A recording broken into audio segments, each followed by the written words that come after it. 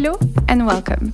You are listening to On Show, the Louvre Abu Dhabi podcast that takes you on a tour. Today, we invite you to dive into the heart of the exhibition Impressionism, Pathways to Modernity, with the curators of this exceptional show, Sylvie, Patry and Stéphane Guégan.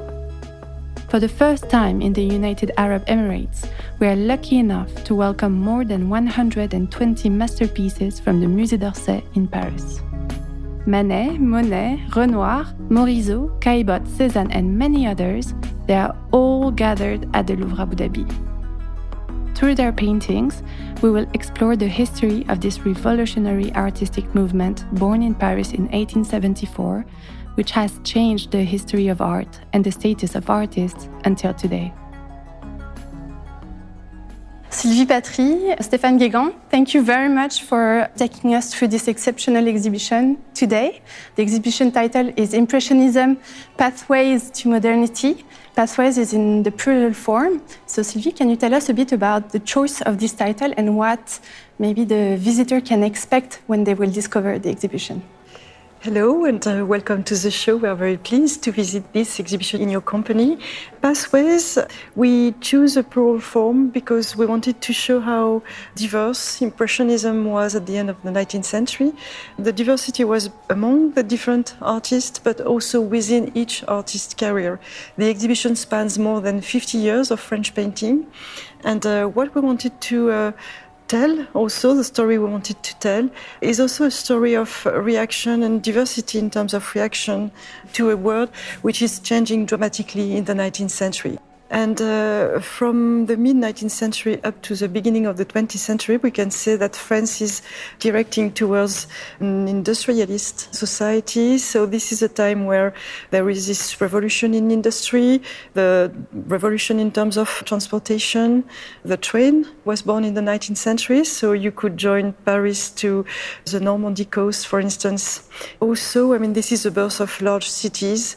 And during the 19th century, Paris increases a lot. So you said it, through the expansion of the railways, the world is more connected. There is this idea of speed and changes. And so this group of the Impressionists face these changes and are influenced by it. They face these changes. They are, for some of them, part of these changes. Mm-hmm. And for some of them, they will embrace these changes and they will consider that art is about what happens around them. So they want to get out from the studio and they want really to embrace this new speed, this new connected world. What we want to show also, it's quite nuanced because some of them will really, such as Monet in the 1870s, will choose modernity as a centerpiece of their inspiration, but other ones, such as Renoir, for instance, will be quite critical towards, this new modern world and a bit nostalgic of the old world. So it's very nuanced, and it's that's why also I think that Impressionism speaks to us today, because we are facing so many changes in our world. And sometimes we don't really know how to navigate, and it was the same for the painters themselves. How did you structure the path of the exhibition? We wanted the visitors to take a journey through more than 50 years of French art. We divided this journey into 17 stops, in a way, 17 sections. And we wanted to open the show with two major works, one by Manet, The Balcony, another one by Monet, Woman in the Garden, just to create a kind of shock, emotional shock, and to show, two pathways, in a sense, when the artist, at the end of the 1860s, started to embrace this modernity. We're standing in the introduction room of the exhibition, and in front of us we have these two iconic masterpieces from Orsay Museum. It's like two contenders. Claude Monet on our right, with Woman in the Garden, dated from 1866. And on our left we have Edouard Manet with The Balcony from 1868. We have first on our left The Balcony with these three figures in the frame of a window, separated from us by this railway from the balcony. They're in this narrow space, forming a kind of a triangle with the man in the back standing, slightly turned to our right, and two women in front of him one that is seated, resting her elbow on the railway of the balcony, looking to the left, and the other one that is standing next to her with her face facing us. She's the only one really looking at us, and yet her face is her gaze is maybe a bit blurred. So we don't know exactly what's happening. Maybe they're looking at the people in the street, which we're now part of, in a way. And on the other side, we have Monet, which is clearly showing an outdoor activity, an outdoor view. The garden takes actually a big space on this gigantic painting. I need to stress on this. It's a painting that's 2.50 meters high, 2 meters wide. So these 4 women are placed all around a tree in a kind of carousel with a variety of attitude, and yet they seem somewhat similar because they're all dressed in the same fashion with this big, puffy white dress and carrying this activity, outdoor activity, picking flowers. So, Sylvie, what drove your decision to bring those 2 pieces together? What brings them together? What separates them? I mean, many reasons for this confrontation. The first is we wanted people to feel the similarities. So it's, as you said, I mean, it's 2 modern scenes with modern sitters. I mean, we have fashionable women in both paintings. We have light, the colors are vivid, are bright. So it means a lot, I mean, in terms of what the Impressionism is going to be and how it's going to be perceived by the public. But we also wanted to enhance the differences in terms of generation. For instance, Manet is the elder. Manet never took part in the Impressionist exhibitions. He's 10 years older. He's 10 years, absolutely. He's 10 years older than Monet. And so Manet started his career at the end of the 1850s, and Monet started in the mid-1860s. So for Monet, Manet was somebody to challenge, in a way. And there is a similarity between their 2 names, which was very upsetting for Manet, because sometimes he had the feeling that Monet would take benefit from, being named Monet versus Manet. So, and critics would make confusion sometimes in some articles. So this is for the similarities, modern life, light, vivid colors. But if you take a closer look, I mean, with Manet, you are in an urban setting. With Monet, you are clearly in a garden. And the destinies of the 2 paintings is also very different. The balcony was put on view and accepted at the Salon, which was the official annual exhibition at the time in 1869, whereas the Femme au Jardin, the woman in the garden, were rejected by the jury in 1867. And indeed, we will talk many times about this hidden character, which is the Salon, which we will actually encounter in the middle of the exhibition. It actually tells us a lot about the taste at the time from different parts of the artistic scene, and we'll come back to it. So we will start our journey through time, moving to the next section. We'll cross one section that is really dedicated to Manet to go directly in the next one, which is named Desires for Modernity.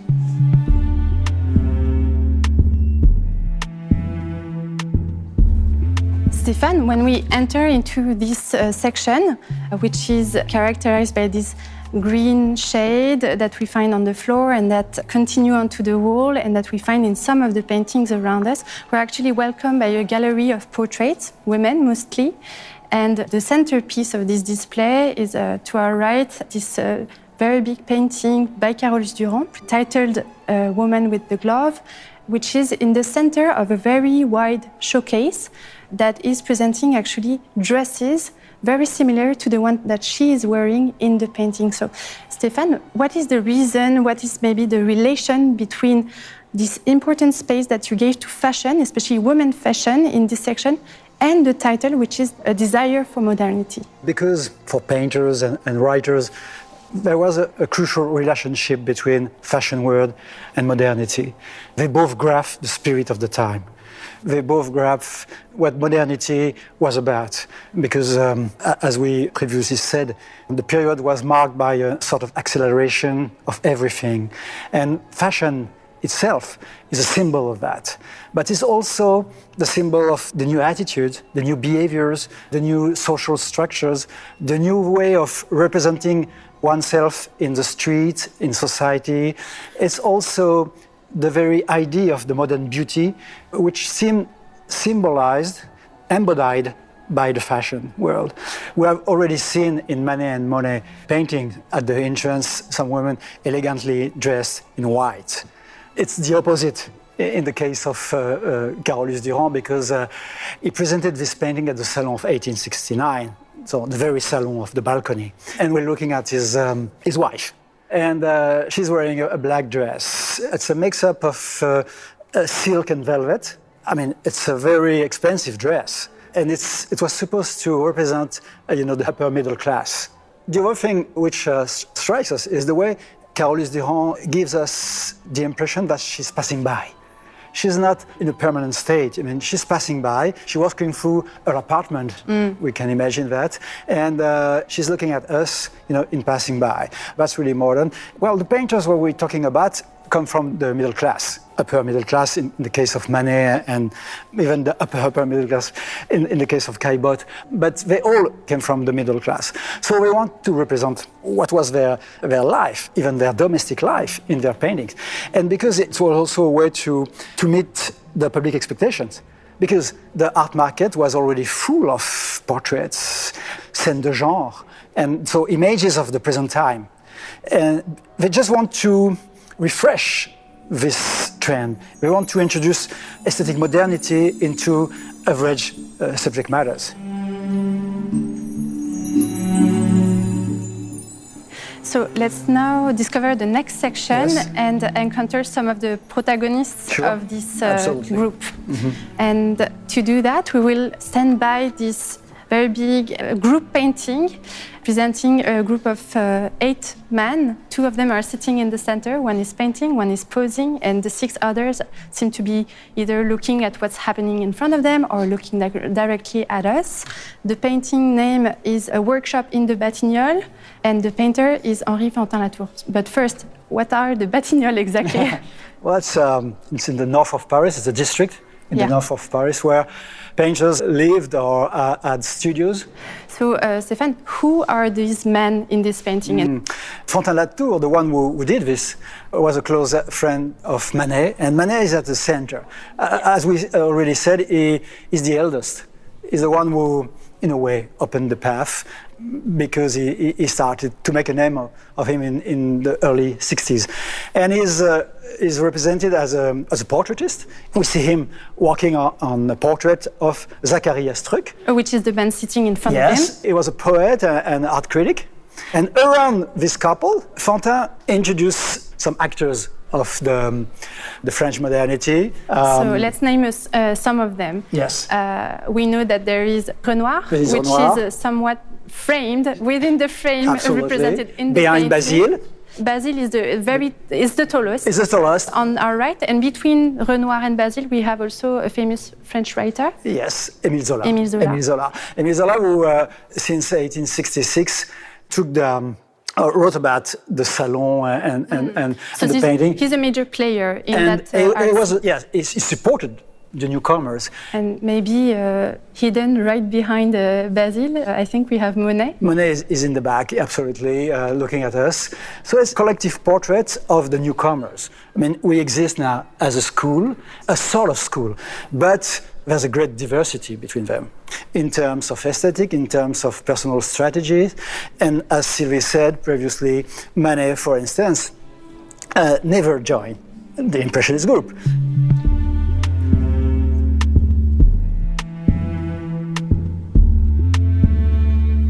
So let's now turn to our right. We will turn around this cubic section, which is containing a graphic arts cabinet. What strikes me here is that the space is very wide, very bright. The color on the floors also changed. We have this pink, beige color, and it really embraces the lights that we find in the paintings, especially in the landscape that we'll discover next. Sylvie, we're in front of this section called The Love of Landscape. Can you tell us who are the artists we are looking at and what was maybe their relation with nature? So on this wall, which is very bright and a very beautiful wall, we have displayed 7 works by 7 different artists and artists from different generations.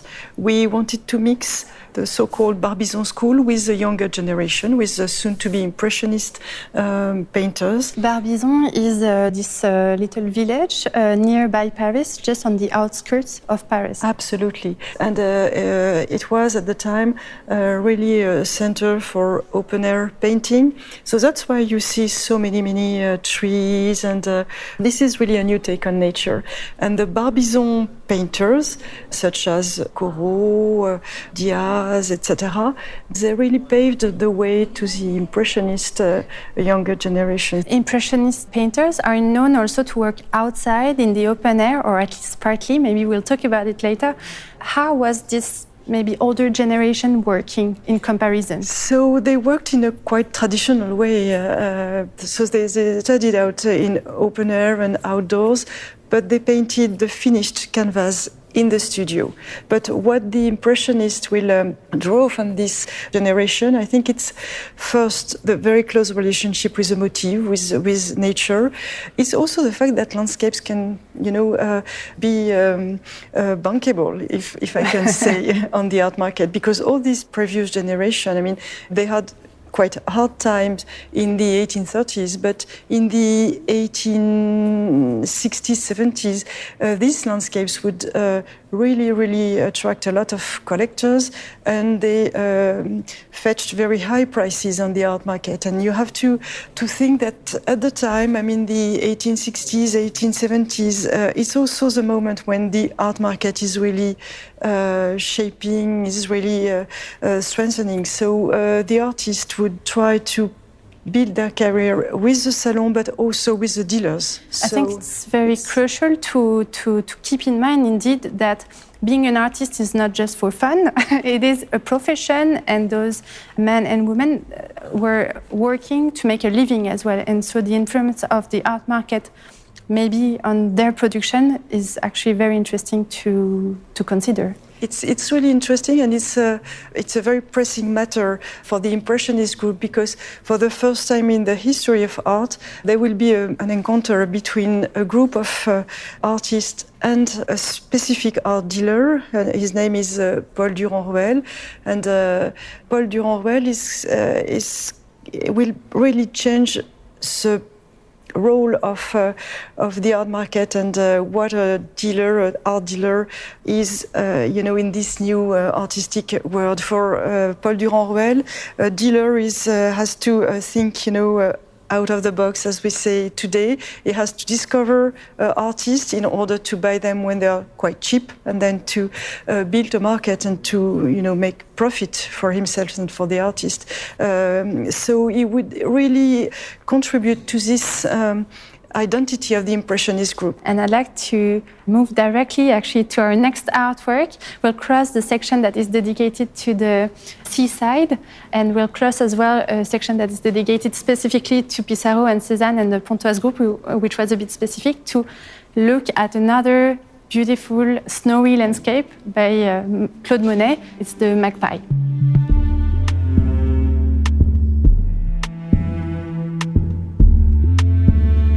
So Sylvie, we are standing in front of this masterpiece of Orsay collection, the Magpie by Claude Monet. It is this snowy landscape in the French countryside.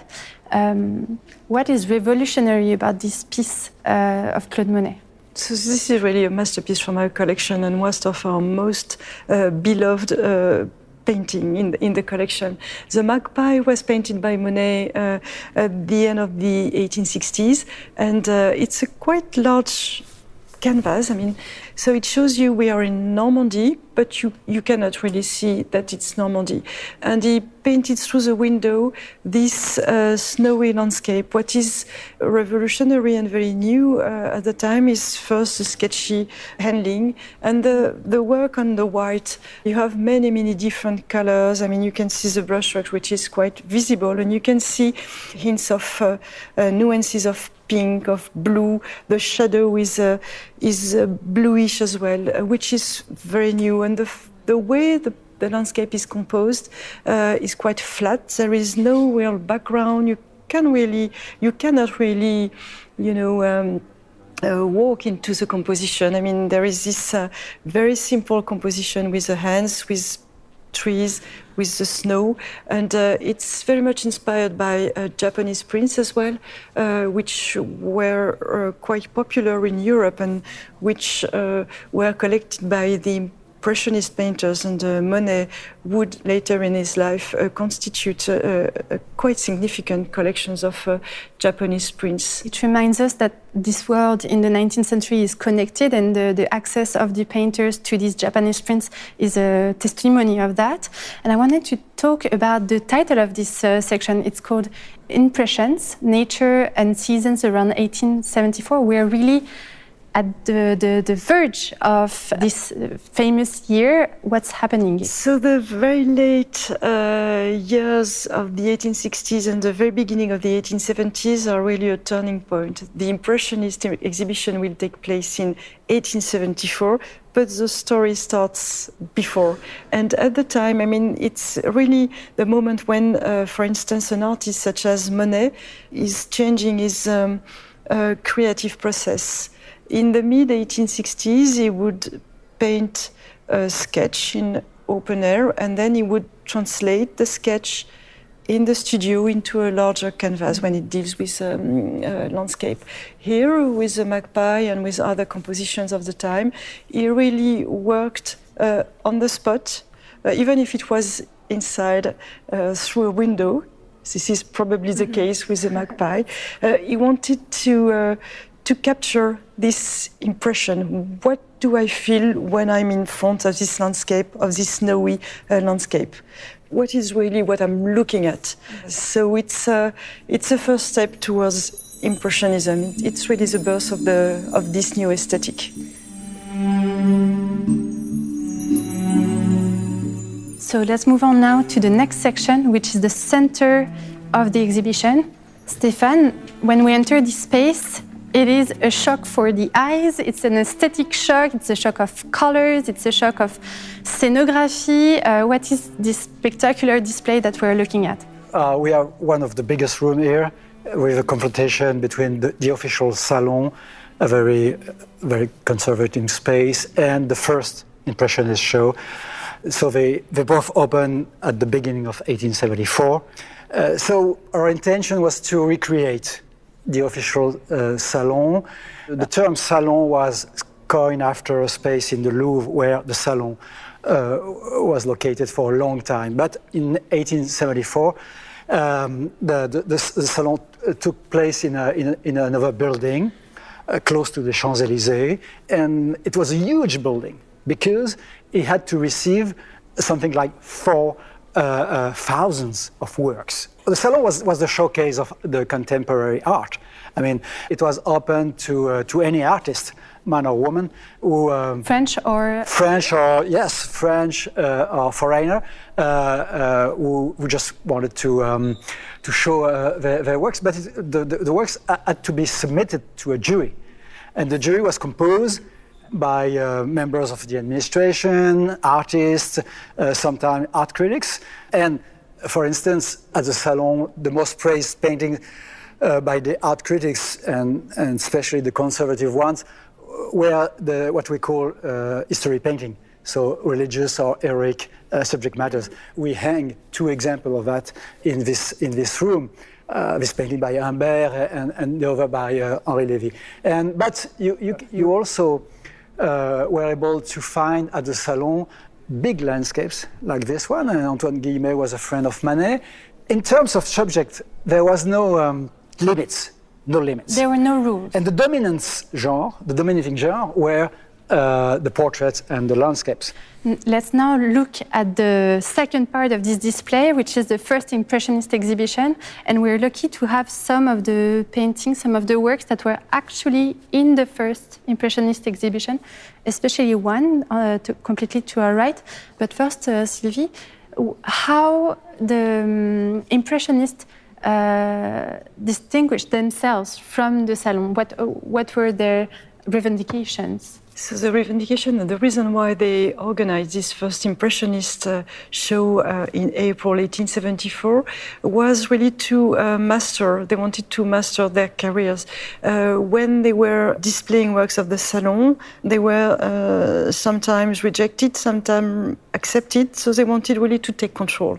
So this is a society of artists which is created at the end of the 1873. This is not the first time artists group themselves to organize independent shows, but this is done here in 1874 in a quite different manner because there will be a conjunction between an independent organization and a new aesthetic, which is going to be pointed out by the press of the time, because this very first Impressionist exhibition in April 1874 was a mix of very different artists. They were not what we consider today the Impressionist artists only. And the name of Impressionism, the name that we know them for now, was not a name that they were giving to themselves. So it was used by a critic during the show to criticize and to reject Impressionism. It means that the Impressionists were painters who did not really compose and reflect and had a really artistic sense, but they would satisfy themselves with a very superficial take on nature and take on reality.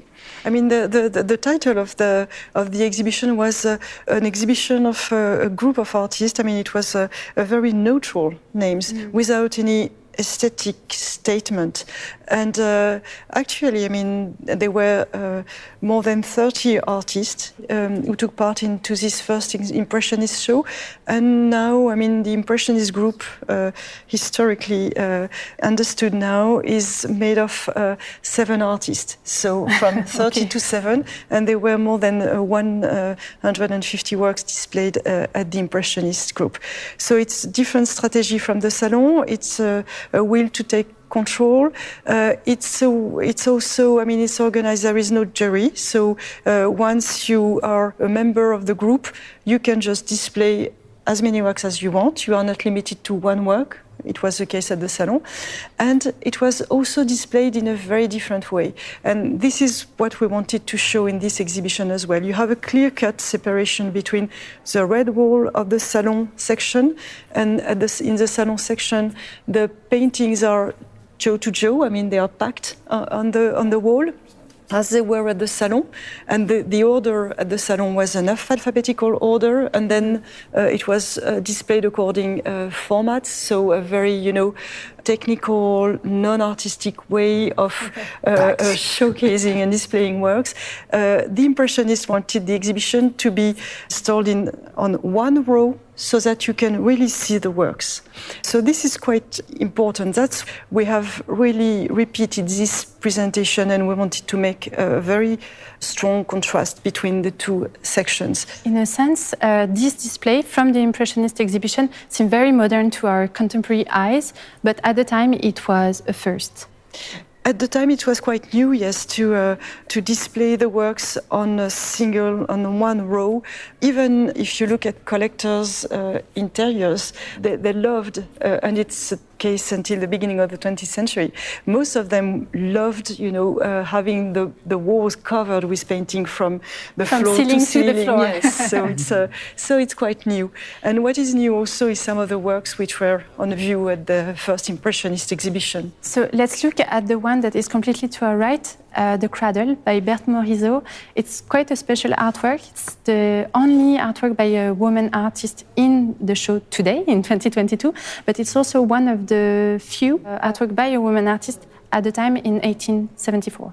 Yes, so Berthe Morisot was really close to Manet, Degas, and all this artistic milieu, which was starting to break the ground in the late 1860s. And she took part in the first Impressionist exhibition. She's from a very bourgeois background, so it was very courageous at the time, because a woman of this social background would not practice art in a professional way. And she will take part into all the Impressionist exhibitions but one. So she was really, she never returned back to the salon. She was really convinced that this independent way was the way to follow. And what we see here is a domestic scene. It's a modern life scene as well. The sitter is one of her sisters looking at her baby. So this is also all about this new way of placing the children in the center of the family life, on a very bourgeois family life. So this is also, this is the private part of this modern life that the Impressionists wanted to represent in their art. Because Impressionist artists are known also to present scenes from theaters, from opera. We see a Degas painting with in the opera next to us, but also the city. So as we turn our back to the first Impressionist exhibition, we're really in the midst, actually, of Impressionist paintings. And in front of us, the Saint-Lazare railway station, which is a masterpiece from Musée d'Orsay. And it's quite striking in the sense of how Monet worked. So what does it say? What are we looking at? And what does it say from his researches at the time? So we are in the very center of the new Paris, the Gare Saint-Lazare railway station, which was built in the mid-19th century. And Monet decided to turn his attention to these very, very new subject matters, which was not deemed to be, artistic. It was considered as a very ordinary and a very vulgar, in a way, subject matter. And what he decided is really to ask for authorization to be able to paint on the spot and to paint into the station. So he would set his easel into the station, and he made a series of Gare Saint-Lazare paintings. We have one at the Orsay. This is the only one at the Orsay. So this is really an extraordinary loan to the show.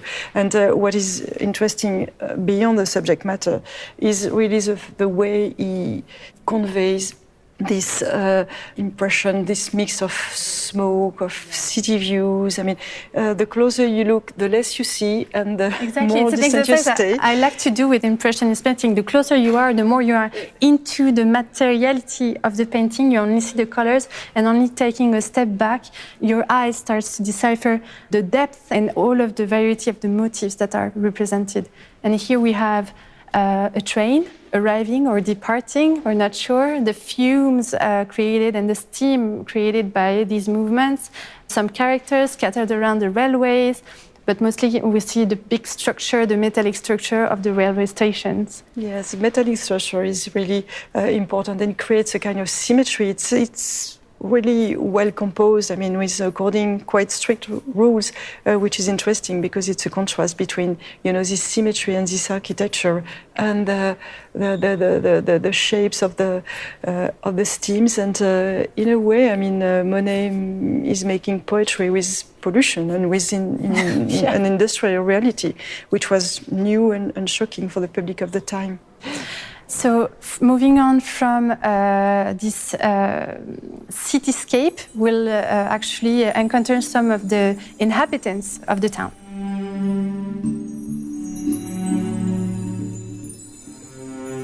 Turning to the next section, entitled Modern City, Modern Life, we're looking directly to the painting in front of us by Gustave Caillebotte, The Floor Scrapers. And so, Stéphane, this painting is showing us these three men working. They are directly on the floor.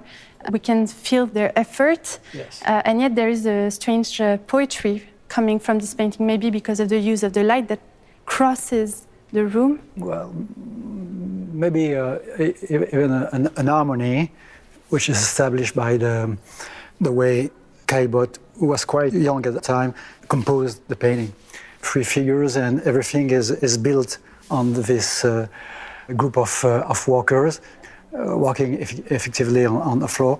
And for Caillebotte, it was a start of such a sort of statement, because the painting was rejected from the Salon of 1875, and it was like his debut. You know, he wanted to provoke a kind of shock, and that's why we see in the front his signature, a very big one. It's quite large. as an evidence of his ambition. I mean, I'm quite new on the field, but I want to be known, and so everything here is meant to impress the art world. And rejected from the Salon of 1875, it was accepted by the Impressionists the year after, in 1876, during the second Impressionist show. And Caillebotte became very quickly a collector of Impressionist painting. His collection is the core of the Orsay collection. His passion as a collector is in a way reflected in his way of life that we can have a glimpse on in the painting next to us, which is showing his apartment and some friends. Yes. It's the basic game, which is from the Louvre Abu Dhabi collection.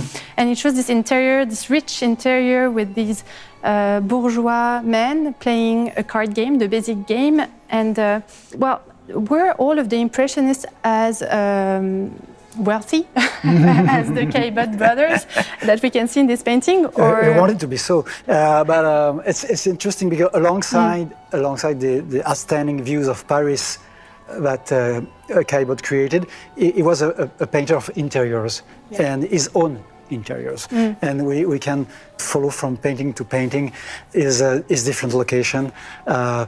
Here is the family building. And this is the floor scrapers. In the floor scrapers is a family building. Okay. And here is the apartment he shared with his brother. In the basic game.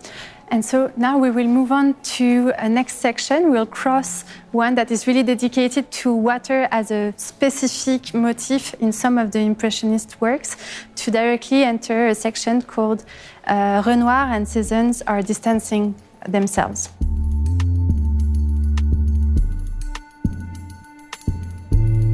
Sylvie, this title is quite eloquent, it's quite explicit.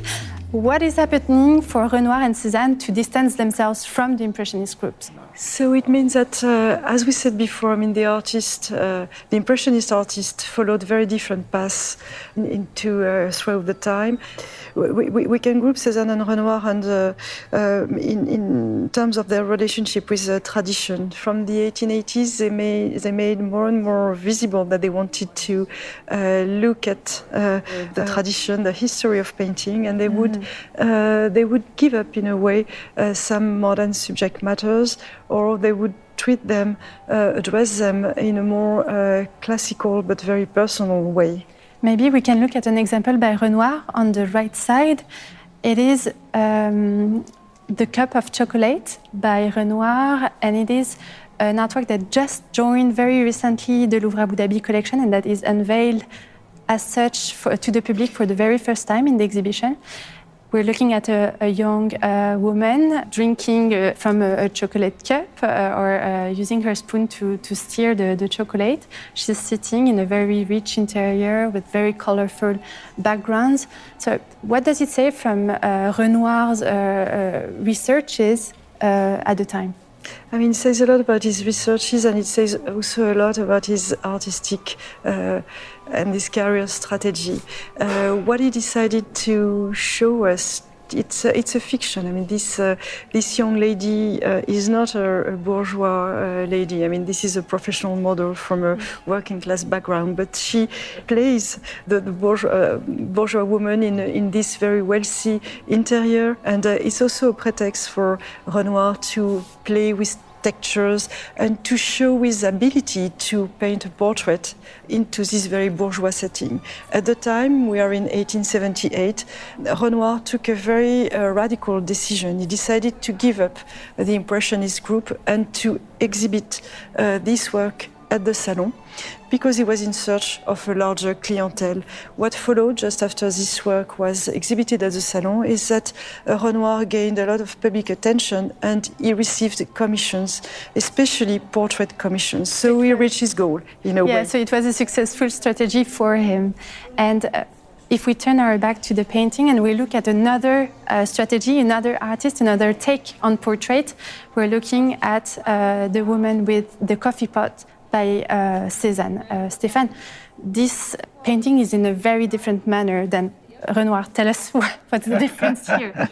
Yes, it's very different from the former painting in terms of formal decisions and even in terms of atmosphere. We're looking at an older woman. Mm-hmm. She's a servant, and the Cézanne family had many servants.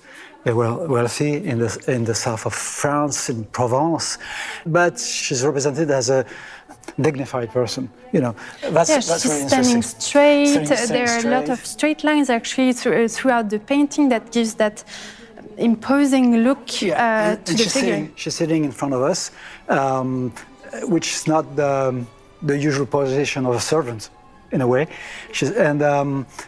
And Cézanne was looking for a more severe, pictorial achievement. The construction, the composition is a bit abstract. Can we still talk about Impressionism about this painting, though, or he distanced himself so much that he's somewhere else in his different research? In a way, he never rejected Impressionism as his own experience. Till his death, he said many, positive things about Monet, about Pissarro, especially Pissarro, because he was very close to Pissarro. But he turned Impressionism into something more personal. He was used to saying that, he wanted to be closer to the whole masters, in a way to combine modernity with the past lesson.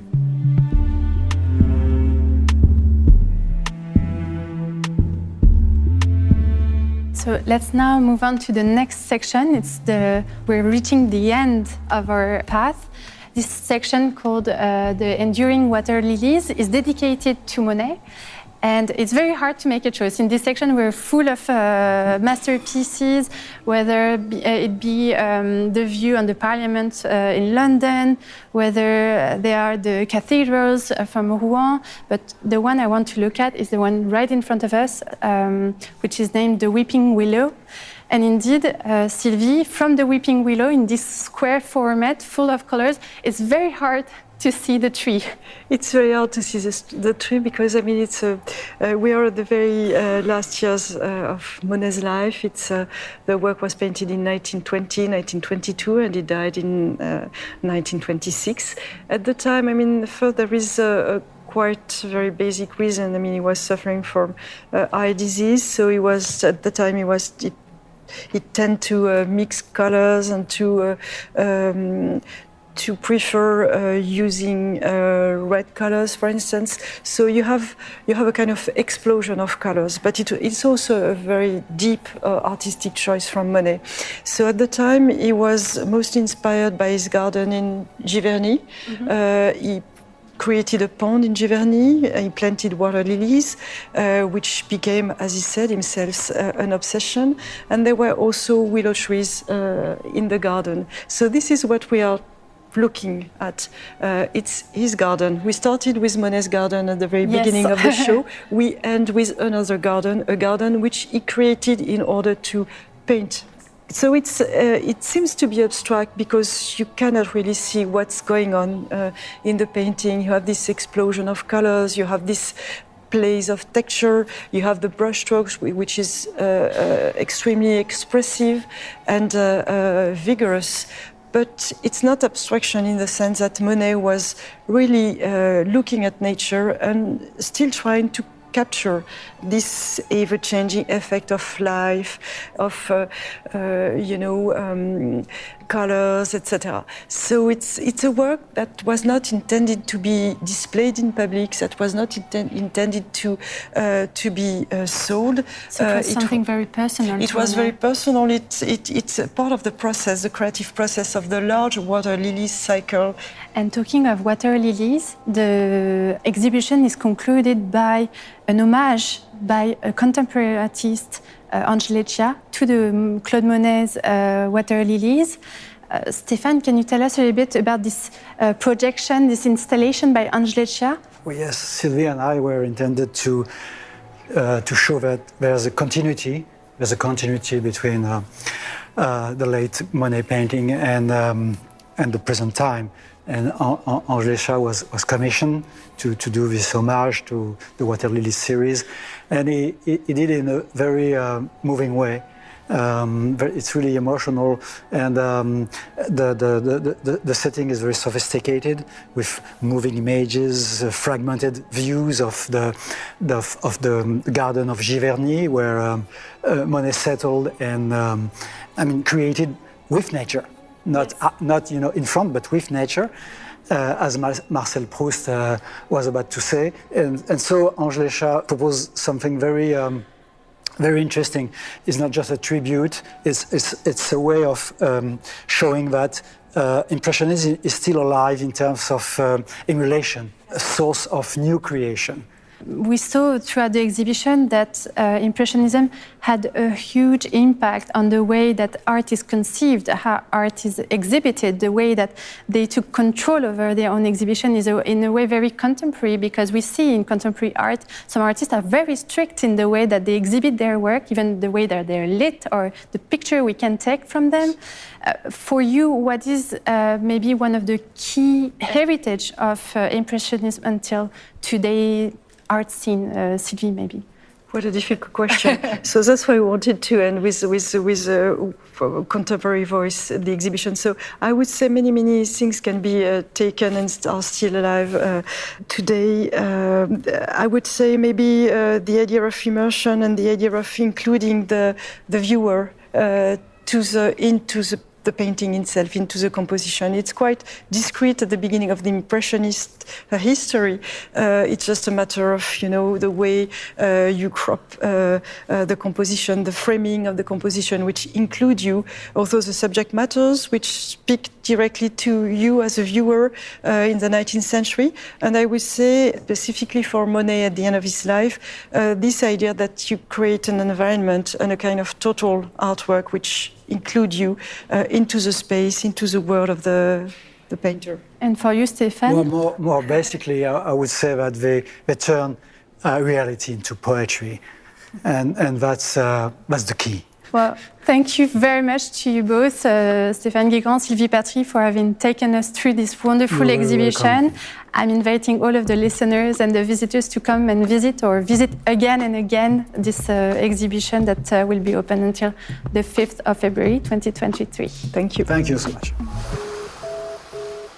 You can visit the exhibition Impressionism, Pathways to Modernity at the Louvre Abu Dhabi from the 12th of October 2022 until the 5th of February 2023.